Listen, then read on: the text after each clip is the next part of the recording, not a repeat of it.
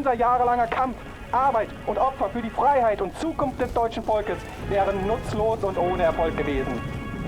Und wir werden alles tun, Unrecht und Lügen von dieser Welt von uns selbst abzuwenden. There are tons of games that are lost throughout the river of history, and one of them happens to be Valve's team-based shooter. And no, we're not talking about Team Fortress 2 today.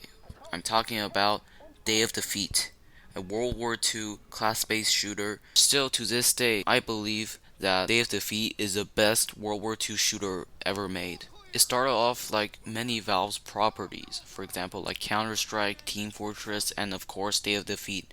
It started off as a Half-Life mod. Its unique background and the gameplay made this game one of the most popular Half-Life mods at the time, along with Counter-Strike Beta and Team Fortress. And after that, Valve saw potential and gave Day of Defeat a retail release on Valve's brand new platform Steam. The game continued to be successful and even warranted a remake on the brand new Source engine. But after that, everything gone silent. Valve never talked about Day of Defeat anymore, and nobody actually ever talked about Day of Defeat anymore.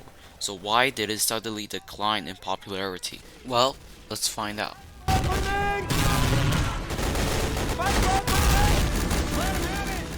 Day of Defeat is a multiplayer World War II shooter where players can choose between the Allied and Axis forces. On top of that, player can further choose 6 classes. The Assault, armed with machine guns, which have a very high ammo capacity but can only work efficiently in short range. The Rifleman, which can deal really high damage at medium and long distances but have a very slow firing rate. The Support, which are armed with assault rifles, which can deal high damage at medium and long ranges and are very accurate when prone, but have a very small ammo capacity and firing rate. The Machine Gunner, which are armed with powerful light machine guns, which is basically impossible to operate without deploying the tripod at surfaces, which meaning that they can hold choke points but they can't move, making them a turret. The High Risk, High Reward Sniper class. And finally, the Rocket, which can, armed with a rocket launcher, can deal very high damage, but is very difficult to operate.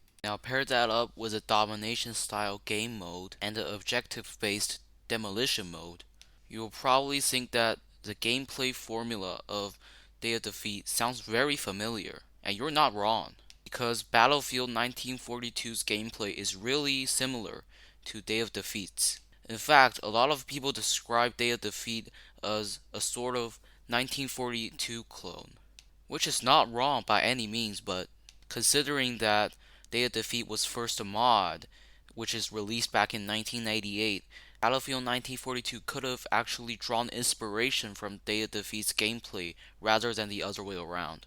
See, the problem is that the retail release of Day of Defeat is released in 2003, and this game have to compete with a lot of new franchises at the time. For example, the first Call of Duty, which is a World War II shooter, is also released in 2003, and Battlefield 1942 is also released in 2003. So this game that Valve basically did no marketing for. Though the sale numbers, to my knowledge, are never released, we could probably imagine that the game underperformed.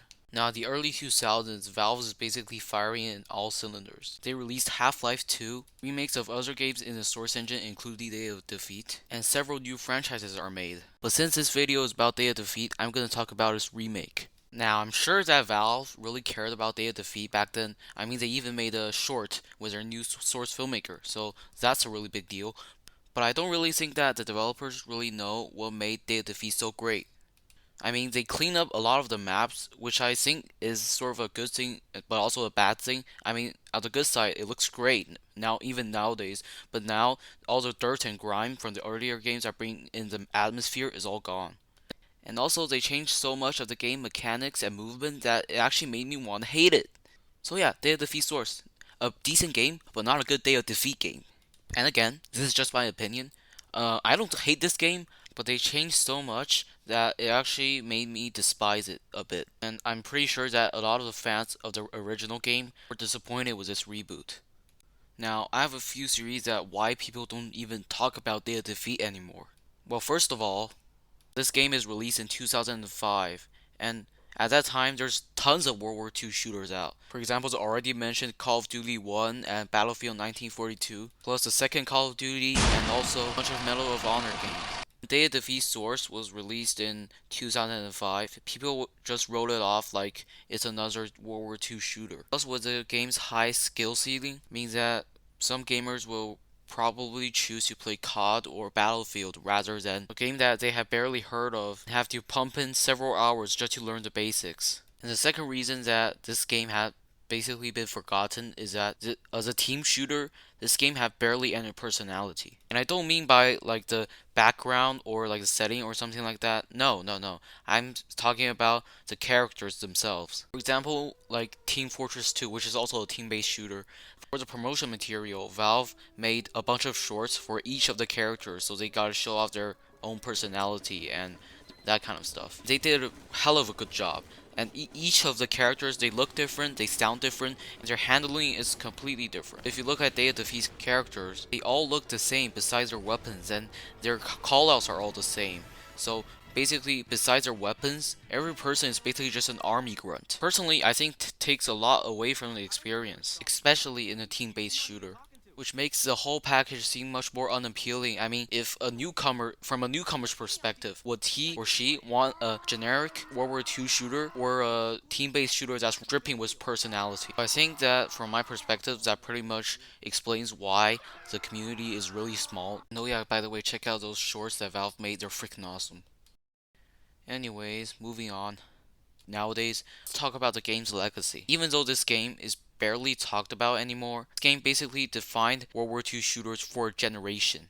People may say that this game's gameplay is very generic, and that's because that you already played games similar to this, because a lot of World War II shooters had drawn inspiration from Day of Defeat. In fact, some developers are paying tribute. For example, the mod Day of Infamy, which used to be a mod for the game called Insurgency. Now it has its own retail release, which is really interesting because that draws parallel to the story of Day of Defeat, which used to be a mod and now is its own game. What's more interesting is that Valve agrees that the developers can use the assets from Day of Defeat and even remake maps in Day of Infamy, which is really awesome, and the developers at that time is also really excited.